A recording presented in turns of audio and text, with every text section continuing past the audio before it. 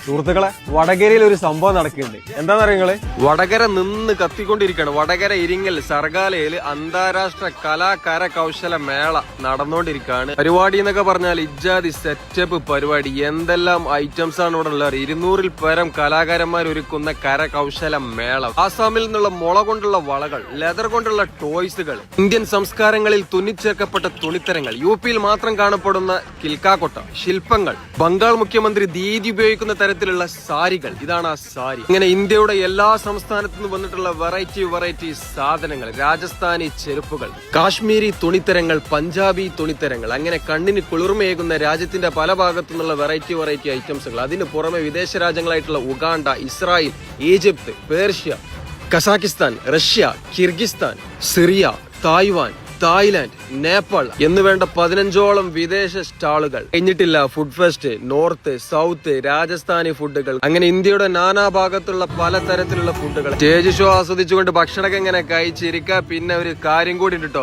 Kalari village and flower show. ഒരു രക്ഷയില്ലാത്ത ambience ആണ് ഇത് രണ്ടും മക്കളെ. പിന്നെ ഒരു കാര്യം കൂടി, 100 രൂപ ടിക്കറ്റ് എടുത്തുകയാണെന്നുണ്ടെങ്കിൽ ഇന്ത്യ ഒട്ടാകെ കറങ്ങിയ ഒരു ഫീലാണ് നിങ്ങൾക്ക് ഇവിടുന്ന് കിട്ടാൻ പോകുന്നത്. ഇതൊരു വേറെ ലോകം തന്നെയാണ് മക്കളെ. അപ്പൊ മറക്കണ്ട, വിട്ടോളി വടകര സർഗാലയിലേക്ക്.